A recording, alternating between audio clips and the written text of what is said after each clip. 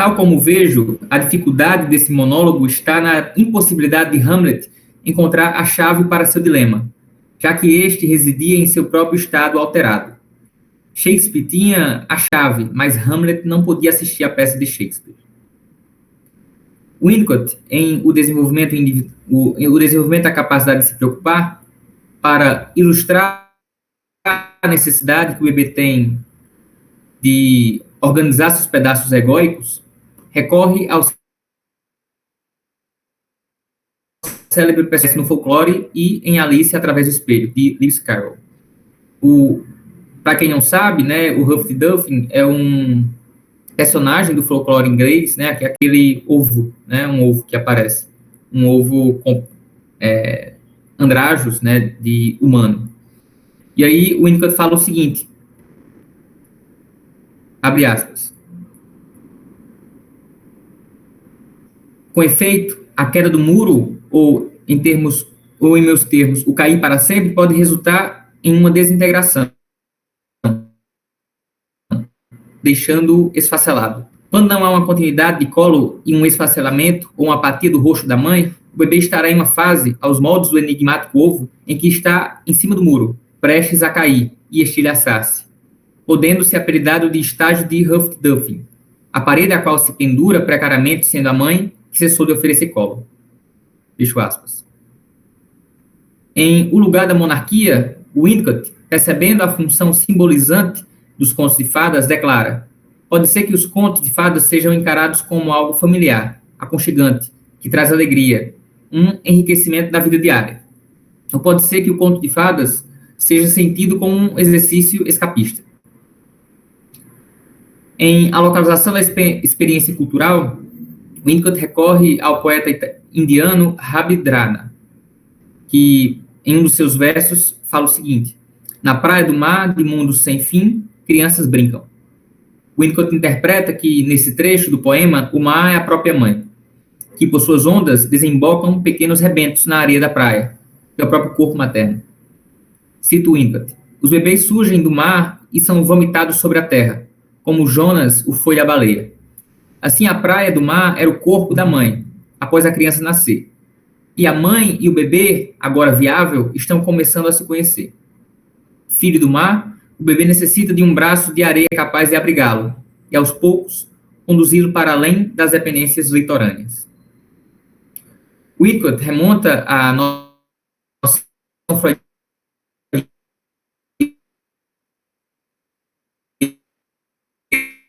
freudiana discorrida que cria ilusoriamente e onipotentemente o seio que deseja, no chamado instante mágico, situado entre a realidade e a fantasia, eis o que o Winnicott chama de o espaço potencial, o espaço transicional. É o lugar da experiência cultural e da criação artística e literária. Se tudo começa em casa, como diz no homônimo livro do psicanalista, a literatura e a criação literária, para o Winnicott, antes de artefatos culturais, são objetos transicionais, cuja origem está lançada nos ensaios e nos gestos criativos, empreendidos pelos pequenos e flácidos dedos, que servem como caneta, do bebê, na folha de papel que é o colo materno. E aqui eu encerro esse primeiro momento, né, de articulação, ou tentativas de articulação entre a literatura e o Winnicott, né, através da leitura de trechos que o Winnicott aborda a literatura, ou fala diretamente sobre a literatura, mencionando, né, romances, poetas, versos. E agora, gostaria de passar para o segundo momento, e gostaria de convocar aqui algumas pessoas para a leitura de poemas sobre a infância, né, sobre as crianças, né, uma vez que foi um componente, né, a infância foi um componente muito caro, né, e é muito caro à psicanálise, e, sobretudo, né, ao Winnicott, né. E chamo aqui, primeiramente, Matheus, para a leitura do poema Olhando Longe. Obrigado, Guilherme. Gostaria de saudar a todos e todas que estão hoje presentes em nosso congresso, na nossa abertura do nosso congresso. Os poemas que serão lidos aqui fazem parte de uma seleção, né, de um livro único, que na realidade é um livro de poemas infantis do Robert Louis Stevenson, né, o famoso escritor do Médico e o Monstro. E iniciaremos justamente com o poema que o Guilherme intitulou Olhando Longe, um pequeno poema de apenas 4 versos, né, mas não menos grandioso por conta disso. Olhando longe, quando me tornar gente grande, me sentirei alto e forte o bastante para dizer que não toquem os dedos, outros garotos, em meus brinquedos. Obrigado, pessoal, agradeço e passo agora a palavra para o próximo. Obrigado, Matheus. Gostaria de convidar aqui agora a Letícia para a declamação do poema O Rio Espelhado. Boa noite, pessoal. O Rio Espelhado. Deslizam em macias quedas, aqui uma onda, ali uma vertente. Oh, que límpidas pedras, oh, que suave corrente. Nas margens pulam peixes de prata, em córregos cristalinos como o ar. Qual criança não seria grata em poder lá embaixo morar? Podemos ver nossas faces em fogo, flutuando no lago agitado, mas abaixo d'água, no lodo, continua tudo escuro e gelado. O vento e a água estão confundidos, martas mergulham, atropelam-se trutas. O brilho de uns, nos outros refletidos, enquanto cresce o limo das grutas. Os círculos d'água correm como cães, faz-se trevas sob a superfície. Então, como quando as nossas mães sopram à noite a luz do lampião. Paciência, menino, só mais um segundo. Já se desfazem os círculos no lago. Todas as águas, acima do fundo, outra vez claras, serão logo logo. Obrigada. Obrigado, Letícia. Gostaria de convidar agora a Vanessa para a leitura do poema Crença. Boa noite, pessoal. Boa noite, todos e todas. Sejam muito bem-vindos e bem-vindas, né? Como o Guilherme bem falou. E agora vamos lá para o poema Crença. À noite, em minhas preces sou grato, por ter sempre alimento em meu prato, e nos dias em que faço uma boa ação, ganho uma laranja depois da refeição. Criança que vive suja e mal arrumada, tendo tudo e estando bem alimentada, é uma criança mal criada, com certeza, a menos que seus pais vivam na pobreza. Obrigada. Obrigado, Vanessa. Gostaria de convidar agora o Milton para a leitura do poema Viagem. Boa noite, pessoas. Viagem. Gostaria de um dia partir e chegar, onde douradas maçãs estão a brilhar, onde, sob o céu de nuvens variadas, ilhas de papagaios repousam ancoradas, e, vigiados por cacatuas e por bodes, solitários cruzoés constroem botes, onde o sol vai banhar ainda mais, milhas além, as cidades orientais. De grandes mesquitas e minaretes, entre cenários de areias quentes, com produtos de todos os lugares, expostos em prateleiras nos bazares, onde o muro da China, obstinado, apara os ventos do deserto ao lado, e os sinos, vozeiros e os tambores misturam na cidade seus rumores, onde há selvas de climas abrasados, uma imensa pátria de picos elevados, infestada de macacos e coqueiros e imensas velas de navios negreiros, onde os crocodilos emaranhados no Nilo piscam adormentados, e voam os flamingos vermelhos, de olho nos peixes que nadam nos espelhos, onde nas matas próximas ou distantes repousam grandes tigres devorantes, em silêncio, de ouvidos sempre atentos aos caçadores que rondam com intentos, ou que simplesmente surgem ao olhar, em vistosos palenquins a se embalar, onde surge por entre as areias do deserto uma cidade fantasma e destino incerto. Obrigado. Obrigado, Milton. Gostaria de convidar agora a Ana Apolinário para a leitura do poema Chuva. Boa noite, pessoal. Chuva. A chuva cai ao redor em serpentinas, desabando sobre árvores e campinas. Chove aqui em nossas sombrinhas e lá nas embarcações marinhas. Obrigada. Muito obrigado, Ana. Gostaria agora de convocar o Diógenes para a leitura do poema Fuga à Hora de Dormir. Boa noite, pessoal, a todos vocês. Agradeço pela oportunidade. Eu gostaria de dedicar esse poema a minhas filhas Lavínia, Heloísa e Lívia. Se chama Fuga à Hora de Dormir. A luz da cozinha e da sala flui branca, através da porta, da janela e da tranca. Tudo se move ao redor e flutua nos ares. Estrelas no céu a brilhar aos milhares. Mas bem poucas os galhos são as folhas, e nos templos ou parques as pessoas. Uma multidão de estrelas lá me observa, piscando e cintilando por entre a treva. Todas, o navio, o caçador e o sabujo, Marte e também a estrela do marujo. No céu brilham, e no muro ao meio, está o balde d'água de estrelas cheio. Elas então me vigiam com cuidado, mesmo depois de meu rosto tapado. Mas seu brilho intenso ainda me contagia, a girarem todas na minha fantasia. Agradeço a todos vocês. Muito obrigado. Uma boa noite, pessoal. Obrigado, Diógenes. Gostaria agora de convidar a Sandra para a leitura do poema Devaneio ao Amanhecer. Boa noite, pessoal.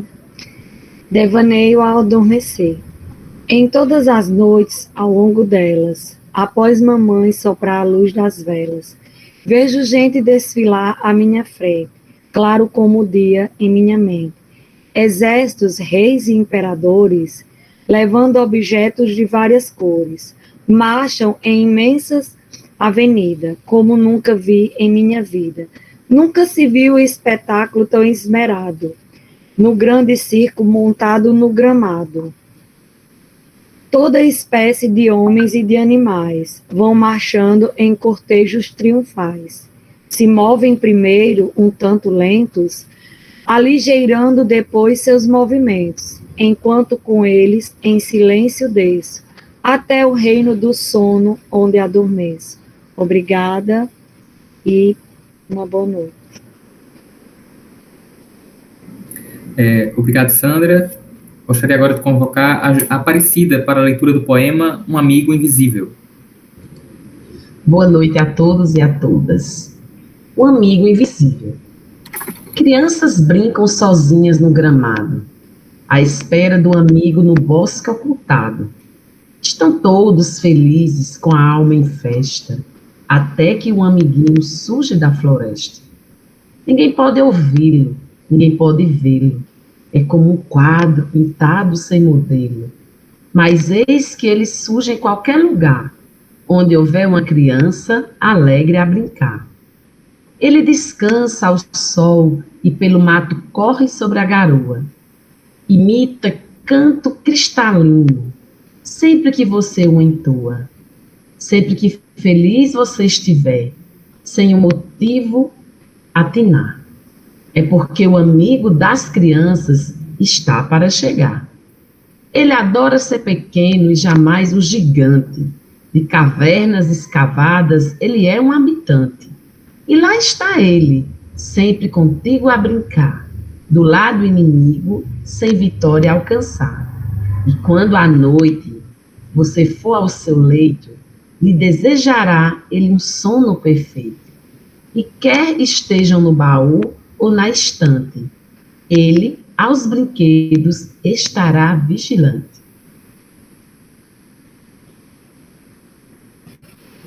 Obrigado, Aparecida. E, por fim, aqui, antes do momento da nossa palestra, gostaria aqui de convidar a Judite para a leitura Minha Sombra. Boa noite, pessoal. Minha sombra. Tem uma pequena sombra que me persegue, e nem tudo o que ela faz, meu olhar o percebe. Apesar de, dos pés à cabeça, parecer-se comigo, nunca a meu leito, antes dela pular, eu consigo. A forma como ela cresce é engraçada e diferente. Não é como as crianças que crescem lentamente.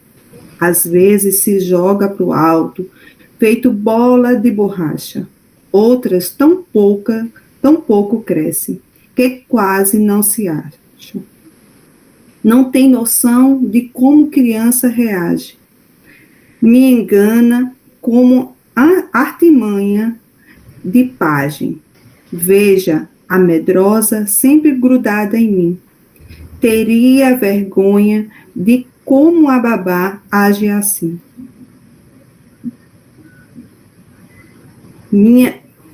Manhã bem cedo, o sol no nascedouro brilhou o orvalho nos botões de ouro, mas a sombra, indolente e dengosa, continuou na cama toda preguiçosa.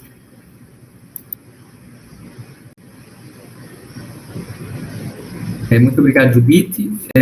Chegamos aqui ao fim do nosso segundo momento, que é o do Sarau Poético. Gostaria agora de convocar a Letícia, que irá mediar o nosso terceiro momento, que é a palestra de abertura.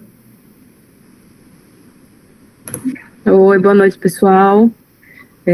Me chamo Letícia, vou mediar aqui, a partir de agora, com vocês, esse nosso momento, que vai ser com o professor Carlos. Então, buenas noches, profesor. ¿Me escuchas? Sí, te escucho perfectamente. Buenas noches, ¿cómo les va? Gracias por la invitación. Sí, qué bueno. Nosotros estamos bien. Yo gustaría de preguntar si su fala podría empezar a las 19.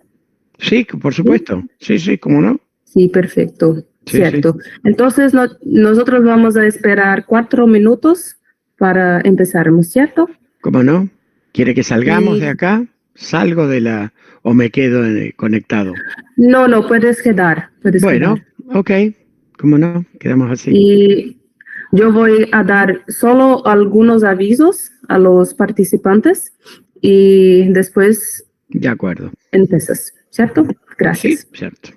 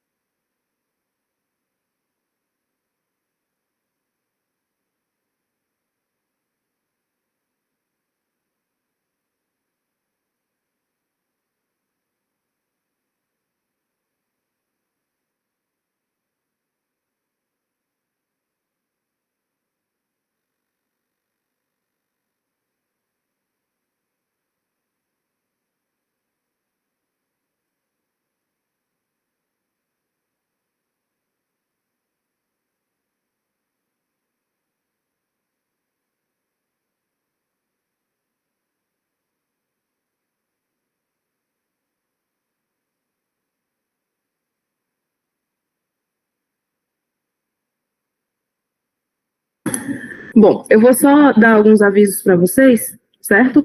E aí a gente já inicia. Bom, novamente, boa noite. Grupo de Pesquisa em Literatura, Gênero e Psicanálise, o IGEPSI, acolhe a todos e todas nesta noite, no nosso primeiro Congresso Internacional, Literatura e Winnicott. E antes do início da palestra do professor Carlos, alguns avisos. As perguntas, elas devem ser feitas preferencialmente após o término da fala do professor. A lista de frequência, ela vai ser enviada pelo chat. Pedimos que todos e todas permaneçam com seus microfones desligados para que a gente possa evitar qualquer tipo de microfonia ou interferência. E, em decorrência do congresso ser online, a sala, ela é passível de ser invadida, né? Então, nesse caso, a gente fecha essa sala e envia um novo link para vocês, através do Siga Eventos. Enfim, sem mais delongas, gostaríamos de perguntar se todos os ouvintes, inclusive o professor, se concordam com a gravação da palestra. Professor, Sí, de acuerdo. permite? Sí, por supuesto. Sí. Gracias. Entonces, estamos encantados de recibir el profesor Carlos Nemirovsky con su conferencia intitulada La literatura nos enseña. El profesor es médico, especialista en psiquiatría y psicoanalista didacta, expresidente y exsecretario científico de Asociación Psicoanalítica de Buenos Aires, autor del libro Winnicott y Kahoot, miembro fundador de la Asociación de Psicoanálisis Relacional de Buenos Aires, miembro del board de los encuentros Winnicott latinoamericanos. Es con placer inconmensurable que le damos la bienvenida a este momento de construcción teórica. Grata a todos por estarem conosco nesse momento y el espacio es todo tuyo, maestro. Gracias, Leticia. Gracias a Guillermo especialmente por la cálida invitación que ha tenido para hacerme para participar con ustedes. Voy a tratar de leer lento en un ritmo para que lo puedan entender, porque no está traducido al portugués este trabajo, así que iré despacito. Por supuesto que quienes quieran preguntar al final del trabajo, encantado de poder dialogar un poco con ustedes. He hecho un trabajo relativamente breve, corto, para dar lugar a que podamos charlar, que podamos debatir luego. Se titula Lo que la literatura nos cuenta acerca de la cura en psicoanálisis. En el hogar, nuestro punto de partida, en el artículo llamado Vivir creativamente, Winnicott dice que la definición de salud deberá incluir la idea de que la vida solo es digna de vivirse cuando la creatividad forma parte de la experiencia vital del individuo. La creatividad, dice Winnicott, es el hacer que surge del ser, el ser que se siente vivo. Cuando una persona siente que existe, puede ser creativa y así habitar el mundo. Para que uno sea y sienta que es preciso que la actividad creativa predomine sobre la actividad reactiva. La creatividad comienza en la experiencia infantil. Se inicia con la capacidad del bebé de crear su propio mundo, lo cual no es difícil siempre que sus cuidadores sean capaces de adaptarse a sus necesidades, si los cuidadores resultan suficientes. Winnicott acá dice si la madre resulta suficiente. Yo creo que es bueno ayornar esto, porque Winnicott este artículo lo escribe en los años 50, y en vez de, en lugar de madre, hablar de cuidadores. Winnicott encuentra su analogía de creatividad con los poetas ingleses metafísicos del período barroco, especialmente en Keats como poeta. Pero no es fácil definir qué quiere decir creatividad. El poeta Rosales, que fue amigo de García Lorca, donde García Lorca se refugió cuando lo venían a buscar para matarlo, dice Rosales que crear es buscar lo necesario inexistente. Crear es un verbo, es buscar lo necesario inexistente. Buscar es procurar, en portugués, ¿sí? Procurar lo necesario que no existe. Siri Usbeth, la escritora, la mujer de Paul Auster, decía en un congreso al que la hemos invitado de la Asociación Psicoanalítica Internacional el año pasado. Decía, estoy convencida de que la cura psicoanalítica y la creación artística nacen en el entre, una mezcla de aquí y allí, una mezcla de tú y yo, de sueño y vigilia, de dentro y fuera, de sentimiento y símbolo. Y las raíces de esa entre realidad son previas al sujeto pensante, pero continúan viviendo en los ritmos de nuestros cuerpos en relación a otros cuerpos y al mundo. Es decir, esa entre-realidad que se da siempre en dentro y fuera, sueño y vigilia, entre una persona y otra, continúa en los ritmos de nuestro cuerpo. No habla de la escucha, sino de los ritmos, del resonar. Esta perspectiva coincide con cuando Borges, Jorge Luis Borges, el escritor argentino, recuerda al decir que el sabor de la manzana no está en la manzana, sino en el encuentro entre la manzana y el paladar, entre la manzana y la boca. Ahí está el sabor, en ese encuentro. Quería contarles algo que dice en la literatura de Saer, en el libro El Entenado. Saer es un poeta y novelista argentino que falleció en el 2005 y que escribe muy íntimamente de la condición humana.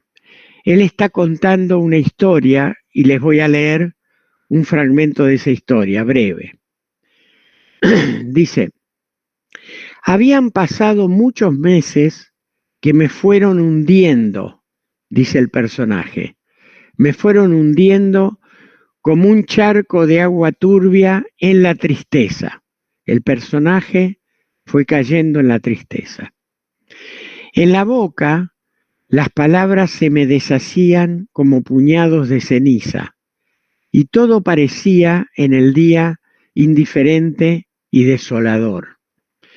Durante cierto periodo, la caída de una hoja, la calle en el puerto, el pliegue de un vestido o cualquier otra cosa insignificante bastaban para que me pusiese a llorar. Pasaba horas enteras parado junto a una ventana sin ver ni el vidrio ni el exterior. Mi primer deseo al despertarme a la mañana era que la noche llegara pronto para poder dormir. Fíjense lo que dice ahora.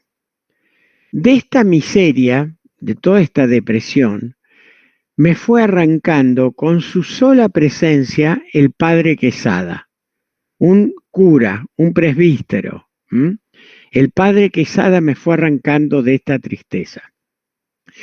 No era únicamente un hombre bueno, era también valeroso, inteligente, y cuando estaba en vena podía hacerme reír durante horas, podía hacerme reír. Los otros miembros de la congregación simulaban reprobarlo, en el fondo lo envidiaban. Pero me mejoré, le llevó años mi mejoría, y fue el amor a su paciencia y a su simplicidad, más que al conocimiento, lo que sostuvo mis esfuerzos. Por eso me mejoré. Repito lo que dice finalmente. Al padre Quesada le llevó años esta curación, y fue el amor a su paciencia y a su simplicidad, más que al conocimiento, lo que sostuvo mis esfuerzos. También Kohut hace un aporte original desde los mitos universales, oponiendo el mito de Ulises como un modelo de cooperación intergeneracional al mito freudiano del Edipo, que resume la rivalidad intergeneracional. Estas referencias coinciden con la actual mirada en psicoanálisis que fundaron Mitchell, Louis Aron, Jay Greenberg en Nueva York en los años 80 y hoy vigente ya en todo el mundo, la perspectiva relacional. La literatura referida describe el encuentro entre los humanos con sus necesarias características de intimidad y creatividad como fundamento de la cura. En todas las citas es la presencia del otro ser humano, lo que da sentido a nuestra tarea y posibilita la curación. Yendo a nuestra clínica, sabemos que aún no conocemos la especificidad de aquello que resulta central en la cura, y esto es lo que debemos pesquisar. Nuestra tarea no está terminada y, como dice Jay Greenberg, por ahora estamos muy lejos de saber exactamente qué es aquello de la relación analítica que contribuye con sus efectos terapéuticos. Hace unas décadas, muchos años atrás, creíamos que era el contenido de la interpretación lo que hacía a la curación, como el contenido de la interpretación era, en esa época, el eje de la curación. También creíamos que los sueños eran la vía regia de entrada al inconsciente. Hoy vamos aprendiendo que la creación en la relación analítica y su marco son especialmente valiosos, especialmente para aquellos pacientes tan contemporáneos que no han tenido un encuadre en su vida ni un marco contenedor, y que lo inconsciente se dramatiza en cada enactment, en cada actuación. En mi opinión, sabemos bastante bien aquello que no debemos hacer para conservar un campo de trabajo que nos posibilite pensar, pero no es tan claro qué es lo que debemos hacer, cómo dar una indicación acerca de lo que sí debe ser hecho para favorecer la tarea. ¿De qué forma nuestra participación silenciosa o hablada llega al paciente y cómo actúa en su psiquismo? Es una pregunta que todavía no está completada en su respuesta. Es una incógnita que está lejos de resolverse, aunque en nuestra disciplina haya una afortunada tendencia en las últimas décadas a centrarnos en nuestra práctica sin los prejuicios respecto de aquellos que debemos hacer y lo que no debemos hacer de acuerdo a las teorías que tengamos en nuestro background. Trabajando como trabajamos normalmente hoy, muchos de nuestros gestos y de nuestras participaciones son espontáneas, en el sentido que Winnicott plantea la espontaneidad, siendo imposible o muy limitado el registro que podemos tener de las sesiones. Nosotros podemos relacionarnos en la sesión, intercambiar con el paciente, pero el registro que tenemos de la sesión no es fácil. Entonces, solamente podemos relatarla aportando nuestra tarea literaria de relatar las sesiones. Nuestros gestos ni siquiera tienen una estructuración simbólica muchas veces que permite un almacenamiento interpretable dentro de nosotros. Estos gestos están básicamente ligados a nuestra acción, no en el sentido del agieren freudiano, pero sí cercanos a nuestras emociones y seguramente un poco lejos de nuestro intelecto. Nosotros trabajamos también como el padre Quesada, como ese que nos contaba Saer, que lo sacó de la tristeza, de esa miseria triste, a través de su presencia y de su humor, de la sonrisa que le sacaba, no tanto del conocimiento, sino de la actitud de acercarse, colaborar y estar presente con él.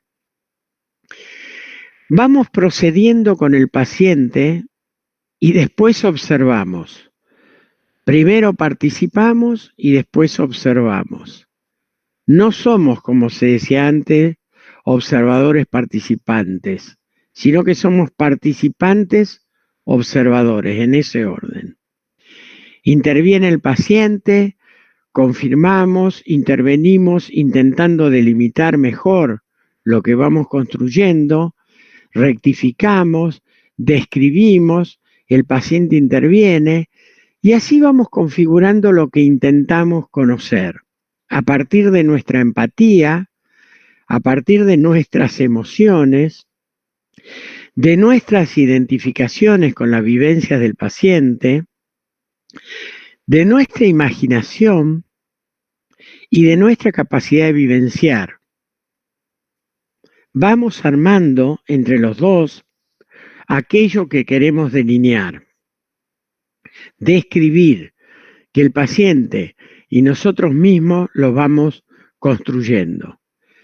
Por un lado, por lo que vamos aprendiendo, nuestros pacientes valoran nuestra participación emocional y especialmente nuestra espontaneidad. Y esto nos hace preferir ser espontáneos a ser neutrales.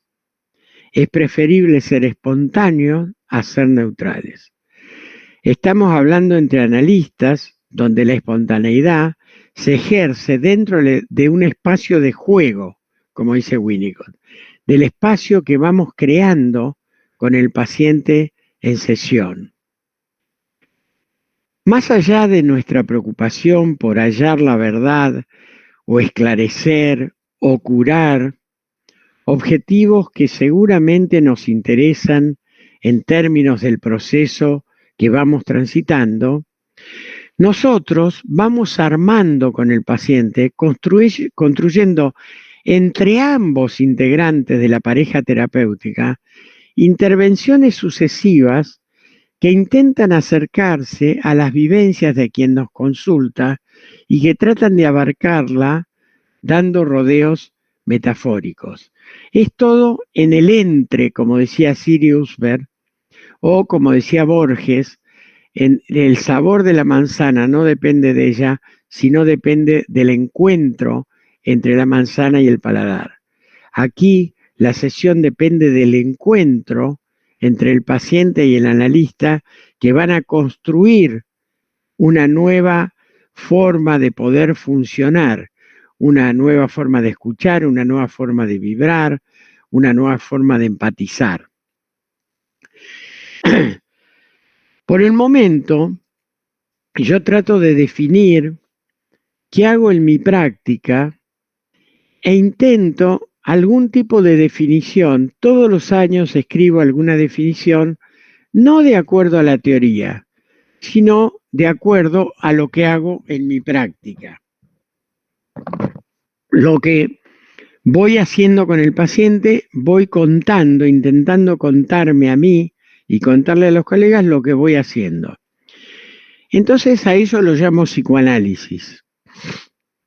Y digo que psicoanálisis es una manera de acercarse al paciente para lograr intimidad, con espontaneidad y autenticidad. La intimidad requiere que uno sea espontáneo y auténtico, y con una actitud mental abierta y receptiva hacia nuevas experiencias. No todo es repetición. En el análisis, en el encuentro entre dos personas, aparecen nuevas experiencias como un acontecimiento novedoso. No todo es reedición, no todo es repetición, sino que también hay edición en el encuentro. Entonces, vamos estableciendo con el paciente un diálogo mayéutico, un diálogo socrático, un diálogo basado en preguntas que generan una ficción narrativa. Aquí se acerca la literatura al psicoanálisis, ¿no? Entre lo que vamos hablando con el paciente, generamos una ficción narrativa creadora de personajes. Yo soy el padre o el hijo del paciente o el socio, etc. Vamos creando personajes entre ambos a través de la transferencia y de la cotransferencia. Entonces, relacionarse es necesario para informar y para lograr revertir la enfermedad. Lo mismo que cuenta Saer en su literatura, cómo se relaciona el padre Quesada con este hombre a quien saca de la depresión. Entonces, haciendo una síntesis, quiero destacar que en mi práctica, el psicoanálisis es útil para intentar, como disciplina, es útil para intentar un acercamiento íntimo con el paciente, resonando afectivamente con él. Subrayo resonando, que no es escuchando, sino es sintonizando nuestro cuerpo, nuestros ritmos, con las secuencias, con las expresiones del paciente. Muchas veces se dice la escucha del psicoanalista o el psicoanalista escucha. Yo creo que una forma de estar con el paciente es a través del oído, del escuchar, pero nunca debe ser la única. Nosotros resonamos con el paciente. Hay ritmos, hay secuencias, hay maneras de expresar situaciones que tiene el paciente que las sentimos en nuestro cuerpo, no en nuestros oídos, que las sentimos resonando empáticamente con él. También el psicoanálisis permite cuestionar la narrativa del paciente con la modalidad del diálogo mayéutico a pesar de las resistencias del paciente y del analista. Nosotros, una de las cosas que hacemos es cuestionar junto con el paciente la narrativa con que el paciente viene a la sesión. Vamos cuestionando eso a través de preguntas y de este diálogo que establecemos, resonando con él, para ir creando una nueva narrativa. Esto se da en medio de un encuadre que siempre es a medida, siempre el encuadre es a medida del paciente y del analista, pero que debe garantizar un marco ético de seguridad para que pueda tener lugar la repetición en la transferencia, pero también la edición de nuevas experiencias basadas en la relación que tenemos con el paciente. Esto es acontecimientos de edición. Son nuevas situaciones, nuevos vínculos afectivos fundamentalmente, que el paciente empieza a tener con nosotros y que no los ha tenido en su vida previa. No todo es repetición, entonces. Esta relación con el paciente generarán personajes, ¿no? Personajes de la vida del paciente o personajes novedosos, que son de alguna manera ficcionales, implican una paradoja, entre los cuales es necesario relacionarse para poder informar al paciente lo que nosotros pensamos. Esto logra una ampliación de experiencias y de la conciencia del paciente y el crecimiento emocional, también del terapeuta, como interviniendo en el proceso. Ahora, para terminar, quiero decirles, para dar lugar a que podamos charlar, si desean así, pero quiero decirles que no es fácil definir lo que uno hace como analista. Como ya lo señalamos, es imposible dar cuenta de esto. Nosotros, por más que tengamos sistemas de grabación o de anotación, siempre van a quedar pobres con lo que suceda emocionalmente, en especial en la sesión con el paciente, ¿no? No podemos abarcar con palabras las resonancias de los tonos y las cadencias y los gestos y las acciones de nuestros cuerpos, de ambos. Esto no es reproducible. Lo único que podemos hacer es narrarlo, es contarlo como si fuéramos a escribir. Por eso la literatura tiene tanto que ver con el psicoanálisis. Algunos son mejores narradores que otros. Por eso cuando alguien en supervisión me dice, voy a hablar de un caso clínico, yo le planteo que no, que lo que va a contar es lo que él vio, lo que él construyó.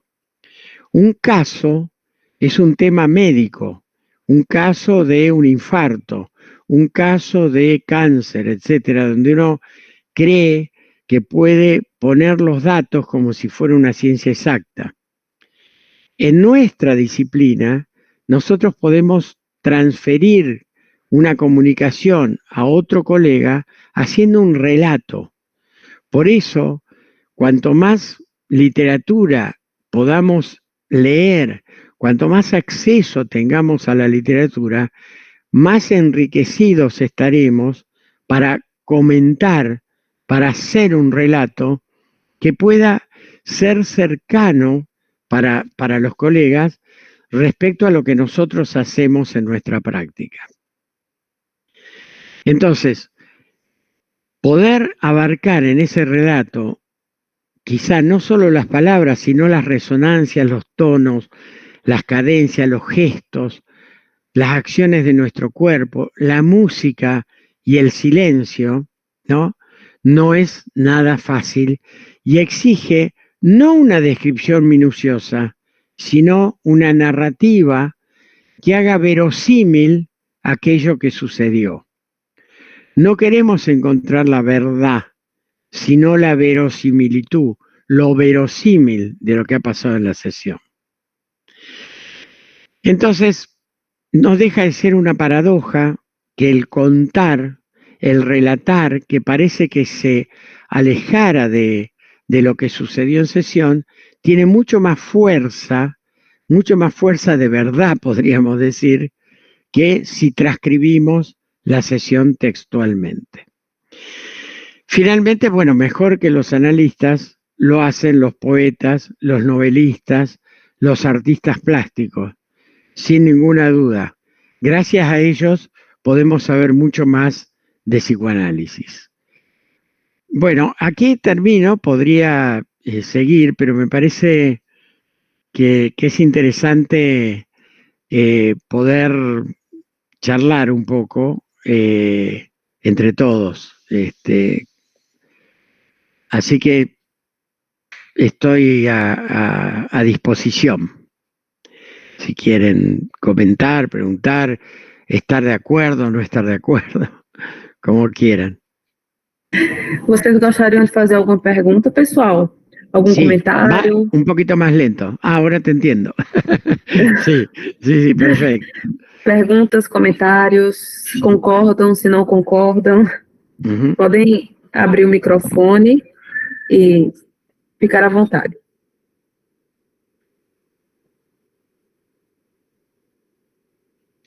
O quizá algunas palabras que no han comprendido, porque lamento que, bueno, este trabajo está grabado de manera que pueden traducirlo al portugués y después establecer un diálogo que no habría inconveniente en hacerlo por mail o por WhatsApp con preguntas a posteriori, no hay ningún inconveniente, yo estoy a disposición.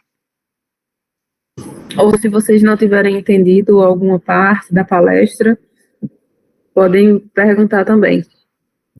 O professor fez uma pausa, mas eu acredito que ele vai retomar, né, dar continuidade à fala.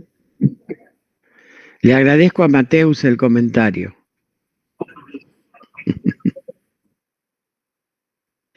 Bueno, muchas gracias. Ahora intercambiemos un poco. Porque el asunto psicoanalítico, así como el asunto artístico, gracias Guillermo, este asunto está en el entre, entre el docente y los alumnos, entre el paciente y el analista. Es decir, no son entidades separadas. Cuando Winnicott dice el bebé no existe, está diciendo que no existe como tal, sino que es sostenido por un cuidador, por alguien que se ocupa de él. Si no, no tiene ninguna existencia. Es una paradoja.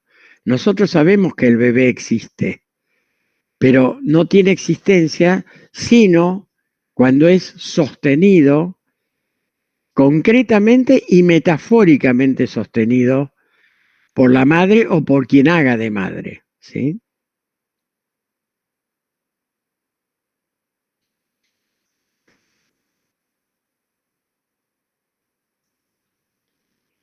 Así que, bueno, si hay alguna pregunta, algún comentario, buenas noches, como literatura nos ayudar a entender cuestiones psicoanalíticas.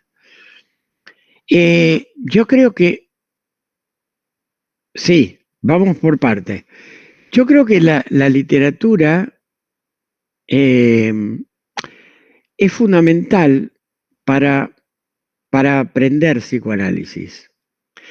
Porque los psicoanalistas somos demasiado elementales sin literatura. Yo creo que nosotros podemos leer libros escritos por Winnicott, por Freud, por Kohut, por Meltzer, etc. Pero no dejan de ser libros de alguna manera técnicos. Lo que hay que leer es literatura. Si nosotros leemos novelas, estuve leyendo algo de Paul Auster últimamente, si nosotros leemos novelas de distintos autores, vamos a aprender muchísimo más de la intimidad humana que si leemos libros de psicoanálisis. Creo que tenemos que formarnos leyendo las dos cosas, pero no solo acceder a la literatura, sino también a las artes plásticas.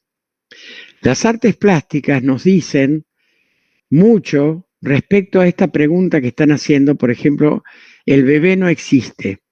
Fíjense que son muchas de las representaciones, tanto en pintura como en esculturas, son maternidades, madres sosteniendo al bebé. Cuando Winnicott se refiere a que el bebé no existe, dice, la unidad no es el bebé, la unidad es la relación madre-bebé. Porque para que el bebé pueda crecer, necesita esa madre, vamos a hablar de alguien que haga de madre, ¿no es cierto? Y no podemos exigir que una mujer sea madre. Cualquier persona que sea maternante puede hacer la función de crecer al bebé en la medida que resuelve sus necesidades. Las necesidades van desde ser sostenido, desde ser cambiado, esto es lo que llama Winnicott el holding, el handling, y alguien que presente a los objetos, es decir, que muestre el mundo, pero que además le permita jugar, que lo reconozca, que lo ame en el sentido de que tenga un lugar en su vida y que también le posibilite estar solo. Todo este encuentro entre humanos es lo que permite crecer, que es lo que nos contó Saer en esa descripción de ese señor que estaba en plena melancolía y que la presencia, él dice, la sola presencia del padre Quesada, de alguien, lo ayudó a salir a través de su presencia, de su risa, ¿no? Y no tanto del conocimiento, sino de su actitud y de su compromiso. Por eso la teoría de Winnicott habla del concern, que se tradujo relativamente mal como preocupación. Es preocupación, pero concern tiene una raíz latina que viene del concernere, que es comprometerse, estar comprometido con. Y ese compromiso no es solo preocupación por el otro, es compromiso con el otro. No sé si he contestado a esto que preguntan que el bebé no existe, porque para Winnicott la unidad que tiene sentido es la relación madre-bebé. Si no hay esa relación, ese bebé independiente no existe, porque el proceso que tiene que hacer el bebé es de la dependencia absoluta hacia la independencia. En eso consiste el proceso que Winnicott, gracias Guillermo, bueno, por supuesto que esto a lo mejor requiere una explicación más amplia, pero por eso decía, no hay problema en que después puedan consultarme de bibliografía y demás, ¿no? Yo publiqué un libro que está en portugués, que se llama Winnicott y Kohut. Está en portugués, no sé si está agotado o no, porque fue hace unos años. Winnicott y Kohut, la editorial en Portugal, no, en Brasil no recuerdo, pero si lo buscan lo van a encontrar. Y después ese libro está en español, gratuito, en bibipsi.org. BVIPSI, Biblioteca Virtual Latinoamericana, BVIPSI. Biblioteca Latinoamericana de Psicoanálisis sería, ¿no? BVIPSI, eso yo se lo puedo mandar a todo esto. Perfecto. En Amazon está, pero quizá no hace falta que lo compren, porque pueden verlo en español, quienes puedan leer español, gratuito, en la BBPC. A Amazon no le va a gustar este comentario, pero yo lo puse gratuito para que todo el mundo tenga acceso y los que quieran lo vean ahí. Y ahí desarrollo un poco el tema del bebé, de la paradoja que plantea Winnicott, el bebé no existe. Winnicott es un especialista en paradojas. La paradoja es central en la relación humana. Por ejemplo, Winnicott dice, si le preguntamos al bebé, si el bebé nos pudiera contestar, si le preguntamos, ¿esta madre que vos tenés existe o la inventaste vos? Eso es una paradoja. El bebé no podría contestarnos, porque sobre esa que existe, él la inventa. Es un poco lo que dice Dalí. Dalí, cuando le preguntan cómo es su pintura, tan exótica, tan rara, él dice, cuando veo, invento. Esto mismo le pasa al bebé. Sin la madre presente, el bebé no puede crear, no puede inventar. Con la madre presente, no ve a su madre, sino que la inventa, la crea. La crea según sus necesidades. Si ustedes piensan en cómo se constituye una pareja entre dos personas, van a ver que uno crea al otro. Uno no ve lo que es el otro en realidad, porque tampoco existe el otro en realidad, sino que el otro, cuando está presente, es una creación de uno. Si no fuera una creación, no tendría sentido enamorarnos. Uno se enamora de lo que inventa. Lamento desilusionar a algunos, pero es así. Uno se enamora de lo que inventa en el otro. ¿Mm? Eso es el enamoramiento. ¿Qué otra cuestión? Quizá no leí todas las intervenciones, pero cuéntenme. No sé cuánto tiempo tenemos, pero Leticia quizá me pueda decir cuánto tiempo tenemos para poder ajustar la respuesta. Yo creo que 20 minutos. Ok, más o menos hasta las 8. Sí, hasta las 8. Perfecto, perfecto. Así que cuéntenme de ustedes también, porque a este grupo yo no lo conozco y sé que están en literatura y psicoanálisis, pero sería interesante porque hay pocos grupos de literatura y psicoanálisis que en Argentina hay pocos.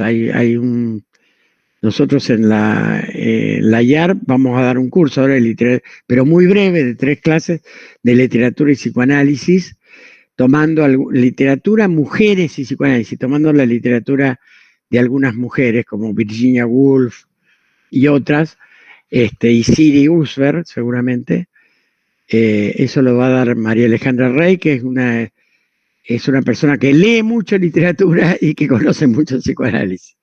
Pero hay poca gente que tiene estas inquietudes y yo creo que es fundamental.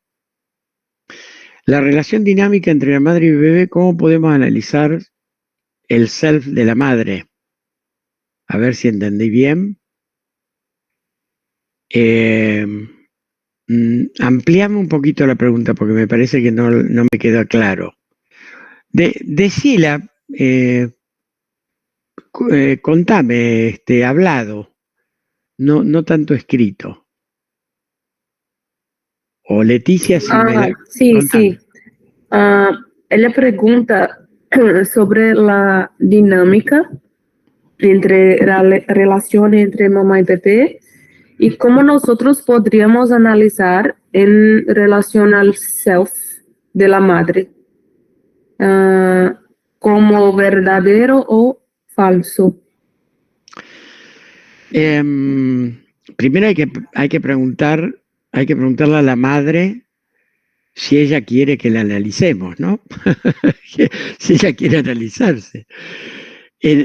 Analizar a una mamá que tuvo un bebé reciente es encontrarse con muchas pasiones, con muchos sentimientos pasionales importantes si la madre tiene buena salud.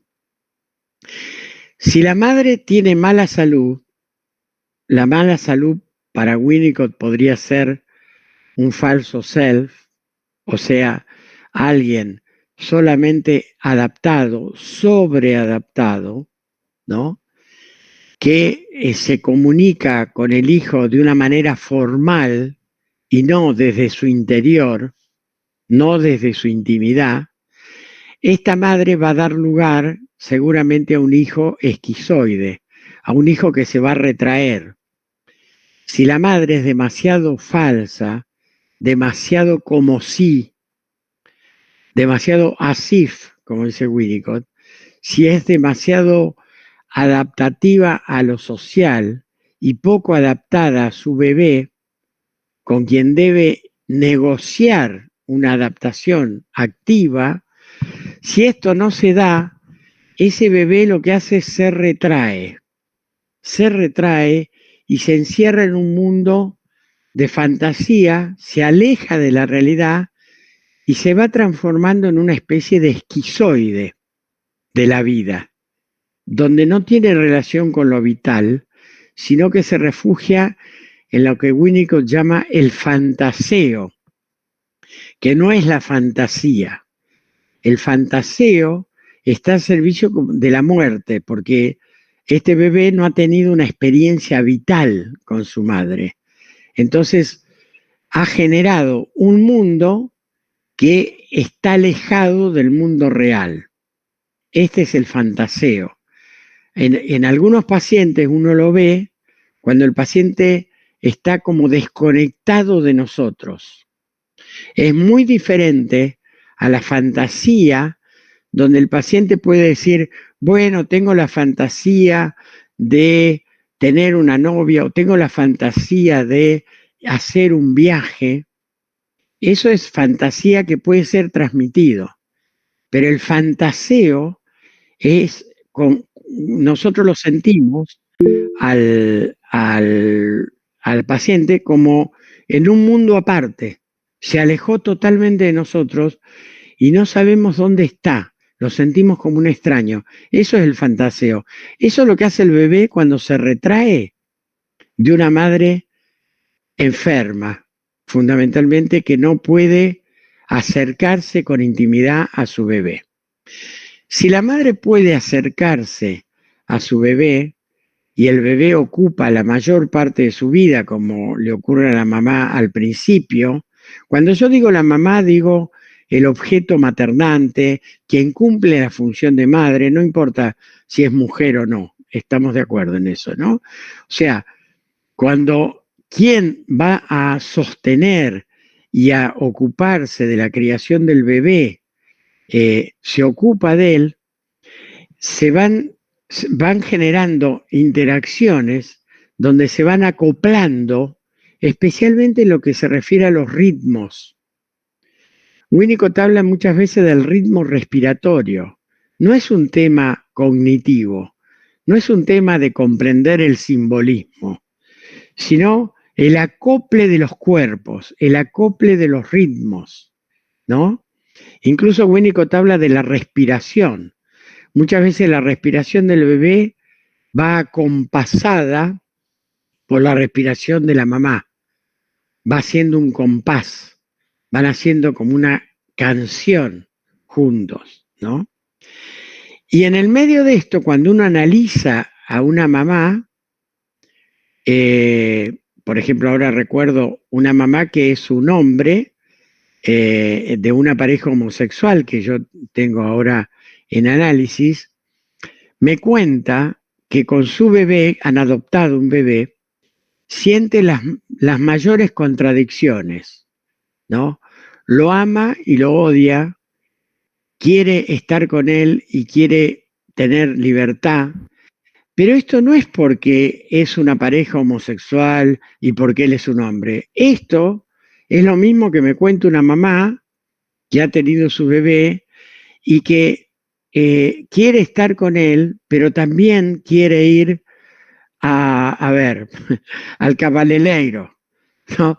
La mamá quiere ir a la peluquería, ¿no? Que creo que se llama cabeleireiro en portugués. La mamá está deseosa de salir de la casa y una de las cosas que quiere es ir a tomar un té con alguna amiga o ir a arreglarse el cabello, ¿no? Esto es algo que uno escuche, que dice, no sé cómo puedo librarme del bebé. O cuando viene su compañero o compañera, le dice, bueno, te dejo el bebé para que lo cuides porque yo no lo aguanto más, no soporto más. Esto es parte de la crianza, ¿no? La madre tiene que ser auténtica en sus sentimientos, tiene que ser auténtica, es decir, tiene que saber que puede ser capaz de odiar al bebé, no para tirarlo por la ventana, obviamente, por la janela, no para tirarlo, para arrojarlo, no, pero tiene que saber que lo puede odiar, ¿sí? La madre en general cumple con lo que Winnicott llama madre suficiente. Él la llama madre suficientemente buena, good enough mother. Yo la llamo madre suficiente porque si es suficiente, es buena. No hace falta que sea ni insuficiente ni excesiva.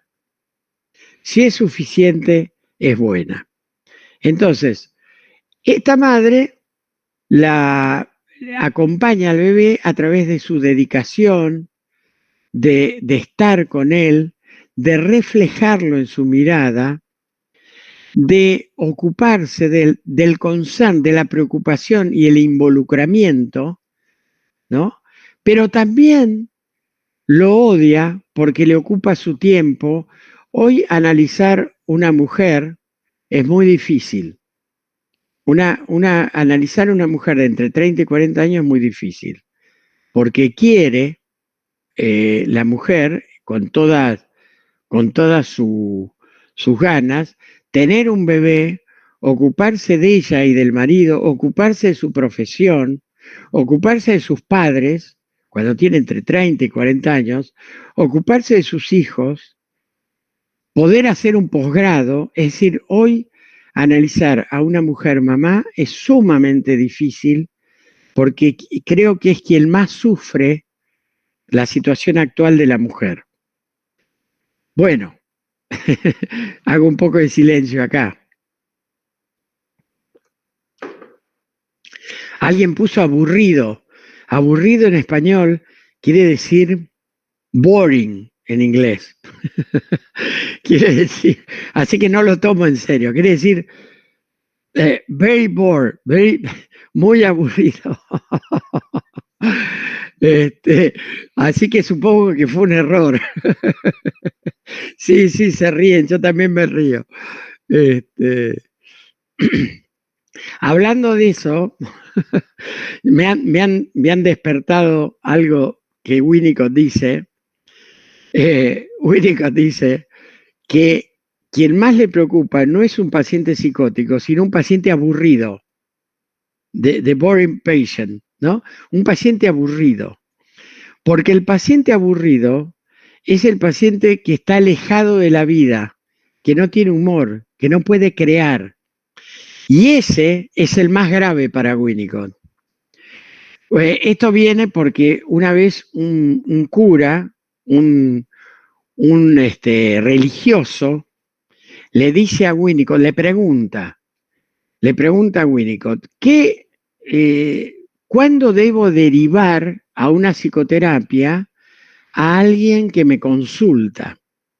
¿Cuándo lo debo derivar? ¿Cuándo me doy cuenta que está enfermo para derivarlo?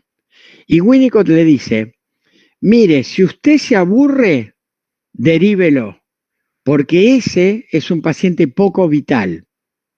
Como Winnicott dice, los pacientes o son vivos, o están muertos. Para él hay dos maneras de enfocar la psicopatología. Y los que están muertos en vida son los pacientes que son más graves para Winnicott. Los muertos en vida, que son aquellos que cumplen solamente con la rutina, que no tienen ninguna atracción, que van a su trabajo, vuelven de su trabajo, miran televisión o contestan los mails o los WhatsApp, después se van a dormir, al otro día vuelven a su trabajo, nada atractivo en la vida. Esos son los pacientes más graves para Winnicott, ¿sí? ¿Qué más?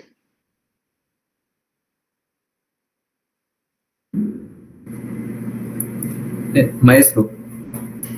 ¿Qué dice Guillermo? Para usted, la madre siempre presente, sufocante, de algún modo inhibe la creatividad del bebé, impide el propio espacio de transición del adulto. A ver, decímela en español. No, decímela más despacio. Haz un esfuerzo, aprende español y hablamos, dale. Lo mismo que yo tendría que hacer con el portugués. Dale. Decímelo otra vez, que no entendí muy bien la pregunta. Bueno, escribe. Escribe.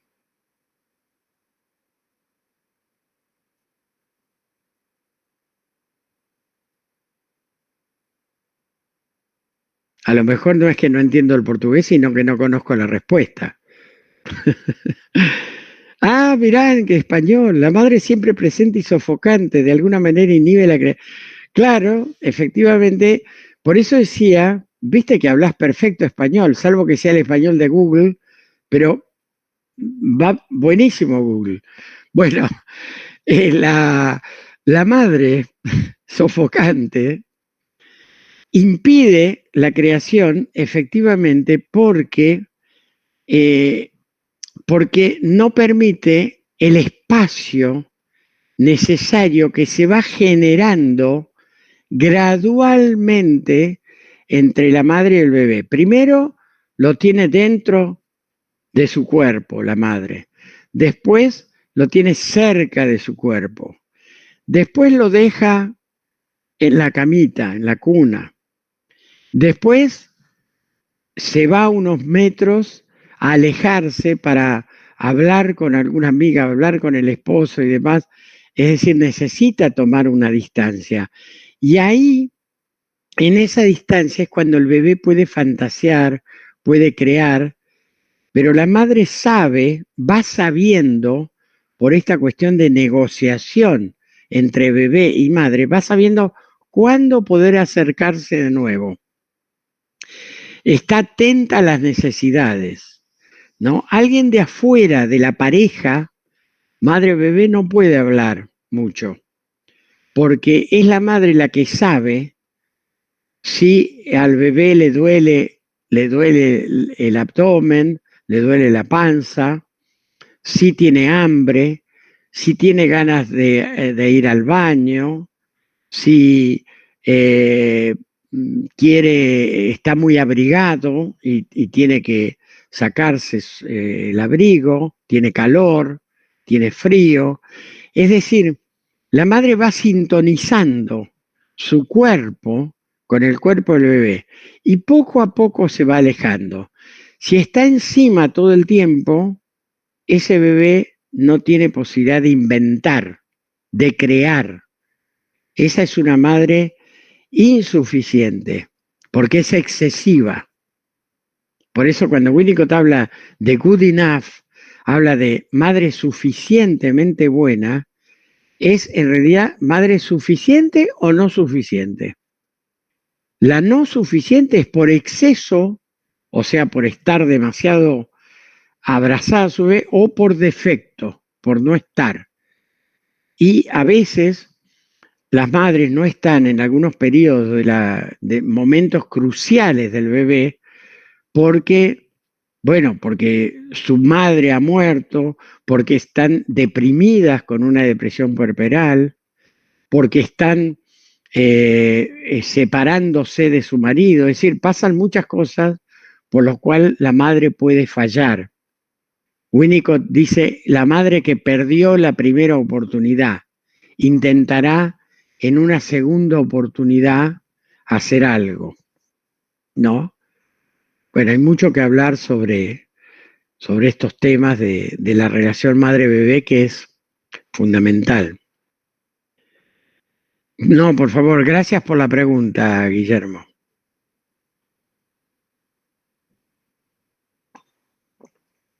El grupo de ustedes. Gracias. Gracias, José. Este grupo, ¿dónde está físicamente? ¿En qué ciudad? Nosotros estamos en la ciudad de João Pessoa. Ah, Pessoa, ahí viene al norte. Nordeste. Nordeste, claro, cerca de Lesoes. Sí, Lençóis Maranhenses. Claro, Lesoes Maranhenses, que es un destino turístico que todavía tengo que ir, todavía me falta. Es en la misma región. La misma región, sí, claro, sí. He llegado hasta Bahía y me falta conocer el norte más el nordeste de Brasil, sí. Paraíba, João Pessoa, sí, claro. Yo he dado muchos cursos en Brasil, conozco muy bien los gaúchos y Río y San Paulo, y en Bahía di uno, pero me falta el norte para conocerlo turísticamente porque me interesa mucho Lesoes. Pero bueno, tengo una larga lista de lugares, pero qué lindo, están en el mar. Profesor Carlos, ¿es argentino? Y sí, hablo como un argentino. Sí, claro, ojalá pudiera ir a visitarlos. Cuando vaya por ahí les escribo y comemos una feijoada. Sí, perfecto. Perfecto. Y tomamos unas caipiriñas. ¿Sí? Sí, sí. Bueno, les agradezco mucho la invitación, a sus órdenes, y espero que nos veamos en algún momento. Perfecto. Muchas gracias, profesor, por haber aceptado la invitación. Fue una noche bellísima de mucha construcción. Yo tengo certeza que nosotros aprendimos, yo no sé cómo se habla esta palabra en español. Sí. ¿Aprendimos? Sí, gracias. Con tu fala. Muchas gracias. Gracias a ustedes por la invitación. Hasta pronto y cuando quieran, nos vemos. Nos Chao. vemos. Chao. Chao, chao. Chao, chao. Chao.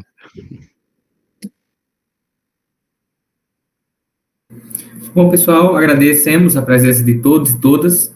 Acredito que todos estão aqui maravilhados, né, com a palestra do professor.